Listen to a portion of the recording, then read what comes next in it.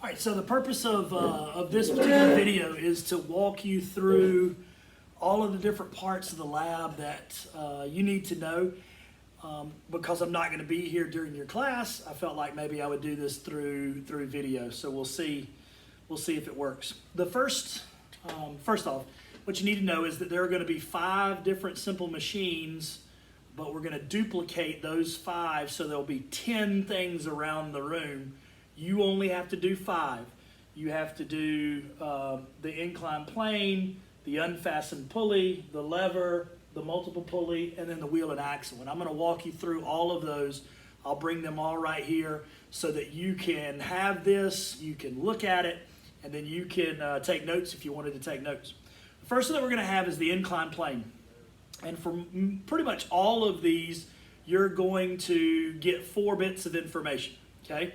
So this is the inclined plane. You need to have an inclined plane, you need to have a spring balance, a car, and a meter stick. Remember, we measure in meters. That's 0 to 100, not on the inches side. We're in meters. That's what we're measuring. And remember, any of your measurements that you take with a ruler should be to 2 decimal places.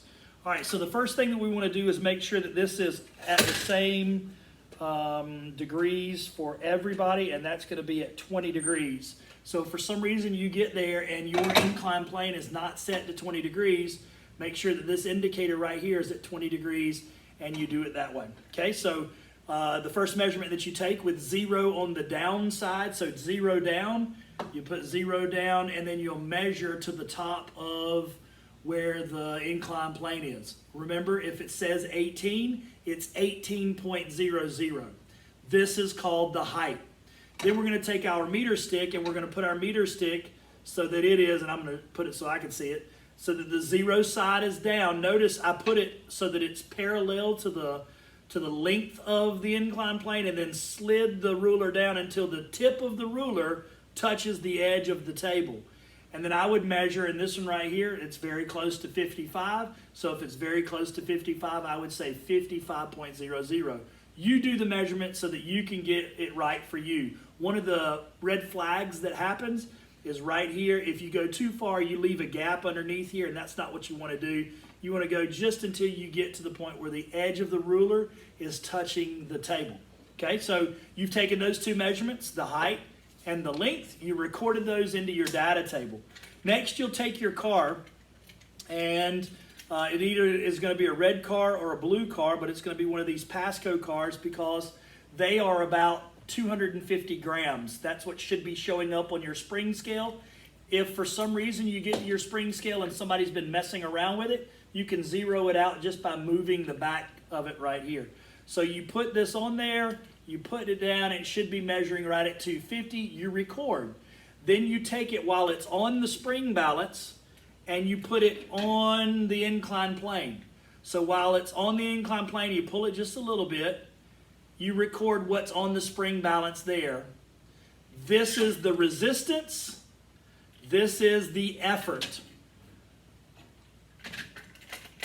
2 measurements there, 2 length measurements. That is your inclined plane. We'll move that to the side and we'll go to the next one. And I'll try to do it in the order which I'm trying to remember what was going on. I believe the next one is the lever. And for our purposes, we're going to use basically a teeter-totter, a seesaw. And when you get to your station, you should have something that looks similar to this. It should be a meter stick that has a fulcrum in the middle, a place where it can pivot. That fulcrum should be placed pretty close to 50, and I've got the 50 turned towards you. And then down here on this side would be the 0 in, and over on this side would be the 100 in. You should also have 4 clips that look like this. Right, and these clips are designed to go over the edge of the meter stick, like so. And then you're going to balance a 50 on this side, it doesn't really matter which side, and a 100 on this side. The idea being that if 50 is half of 100, then the distance should be double the distance So you just play around with it. Hopefully you don't have a lot of secondary movement.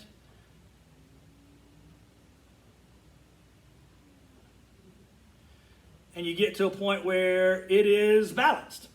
Balance means that it's not going one way or the other. It's staying up in the air. There's no momentum to it.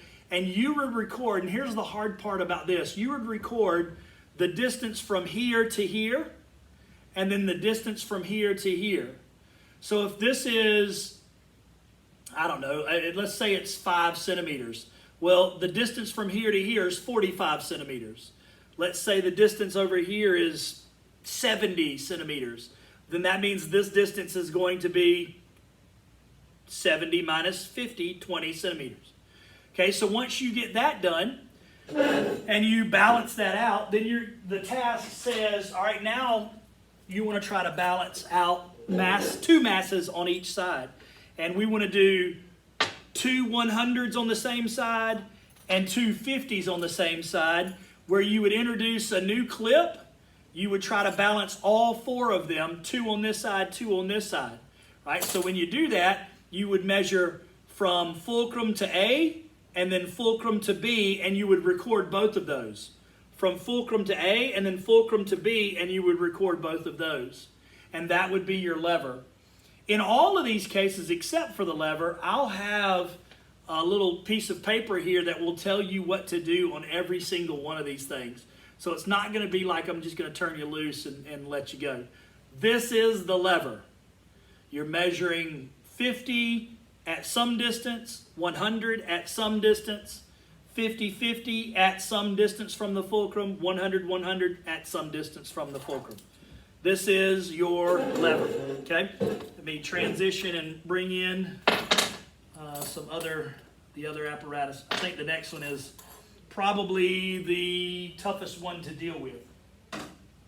All right, so let me be very careful in bringing this one over.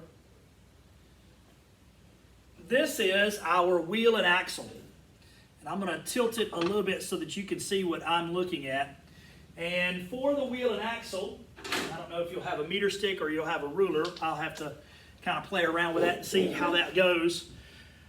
If you come to this station and you're playing around, this is going to be an issue, and it's going to be an issue that's going to be even worse for your class, because there are going to be 2 wheel and axis around the room. If you mess it up, there's one. If you mess them both up, 2 of them are down and you can't collect data. Or you'll have to restring it yourself. I just won't be here to restring it for you. Okay, so I'm going to show you how to do this very easily. There are 4 bits of information that you're going to write down. You're going to write down how much mass is hanging here on this side. This is the effort mass. And then you're going to measure how much mass is hanging here. This is the resistance mass. And in the current situation that we have right here, this is 150 grams picking up 1,000 grams. When I pull this down by using the simple machine, it's balancing 1,000 grams, which to me is just awesome that it can do that. All right, so once I have those 2 masses recorded, I am going to firmly put the bigger mass on the tabletop, and then with it firmly on the tabletop, I'm going to take my ruler, put 0 down on the tabletop, and then I'm going to record the bottom of the smaller mass. So this distance right here is called the effort distance, right? And then once I've got that effort distance, I'm going to very easily move the effort mass down, pick the resistance mass up, and then I'm going to record the distance from the tabletop to the bottom of the mass. This distance is going to be very short. That distance is going to be very long. That mass is less. This mass is more. You are doing less, getting out more over a smaller distance. That's the benefit of this wheel and axle. Guys, if you don't play around and you come and you try to be really careful about not letting it get all out of whack, everything is going to be okay. If you come in and you try to pull it and you look at it, and it's got to stay in line. The strings have to stay in the grooves. If not, it will bird nest on itself and it becomes a bit of an issue. This is the wheel and axle. you're measuring 4 bits of information: mass, mass, length, length. Very short length there. All right, so I'm going to move this one out of the way, hopefully, so that there's no issues.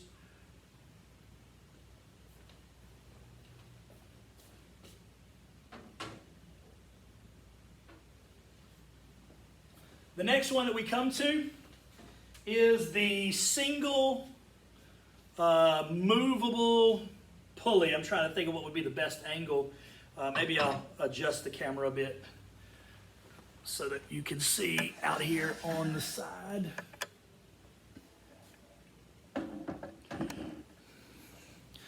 Yeah, that might be pretty good there. All right, so you can see hanging over the edge right here, you have a single movable pulley. What I mean by that is if I took the loop that's up here, the one that's closest to me, and I move this down, the pulley moves throughout the thing instead of it being a fixed pulley and the string going over the top of it, right? All right, so this is a single movable pulley.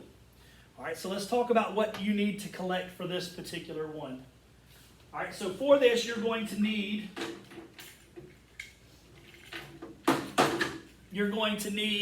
spring scale. There it is, spring scale. You're also going to need a meter stick, okay? Spring scale and a meter stick. All right, so this mass has a 50 on it. I don't know what's going to be for yours, so you're going to need to make sure that you look at it. It's stamped on top. It says 50. So I know that's what we're picking up. And then while using the machine, I want to see how much the machine takes off of. So it should not be 50 grams. It should be far less than 50 grams if we're using this simple machine. And in fact, it should be taking whatever force you have and doubling that force so that you are getting some sort of benefit out of it. All right, so that takes care of the mass readings.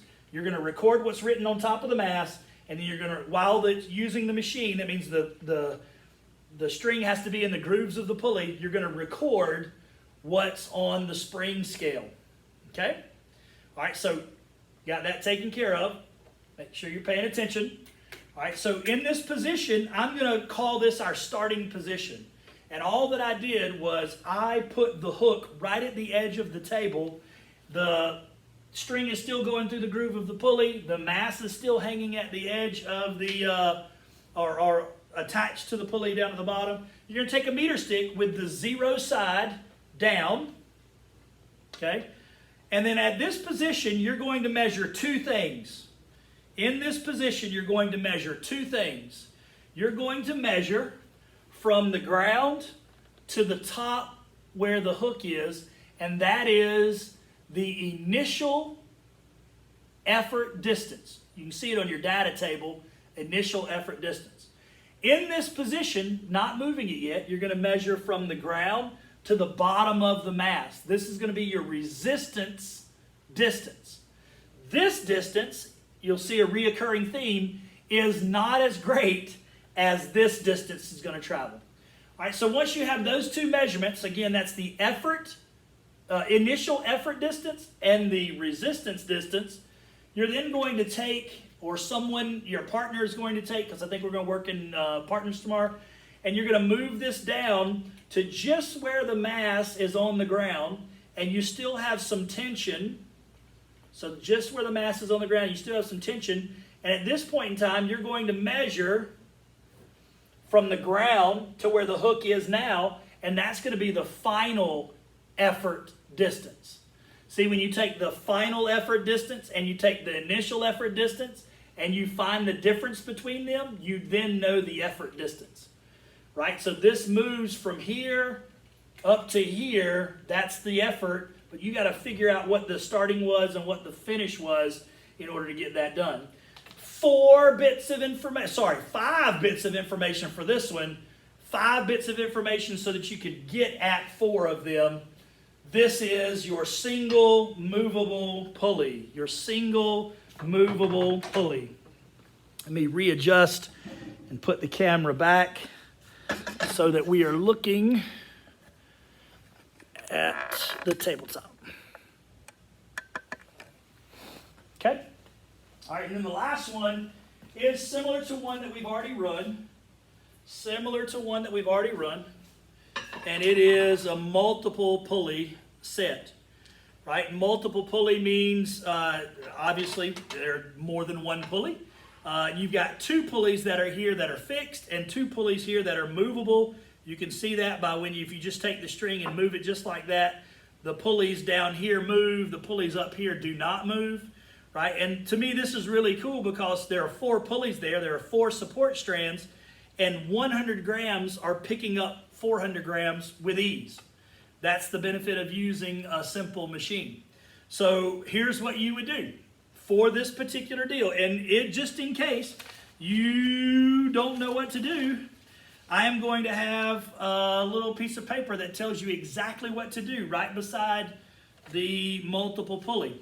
Right? So you're going to record what's on this one, 100, if that's the case for you. And then what's on this one, 400. So you record this is the effort, this is the resistance. Then you're going to put the effort down and measure to the bottom of the resistance. Then you're going to put the resistance down and measure to the bottom of the effort. The effort arm is always longer than the resistance arm. The effort mass is always less than the resistance mass. It is a reoccurring theme in pretty much all of the simple machines that we went through. My goal for you on Friday is that you would be able to come into class, pull out your lab handout, read the procedure, and then do the lab.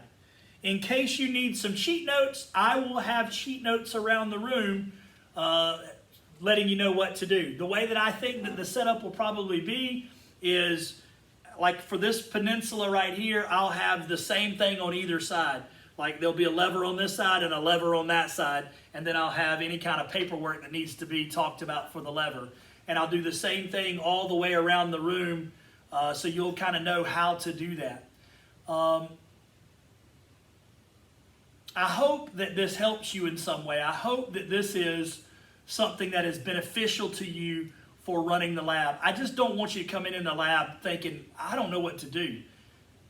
If you truly wanted this to be something for you, you'd take the time and make sure that you understood. You'd read through the lab.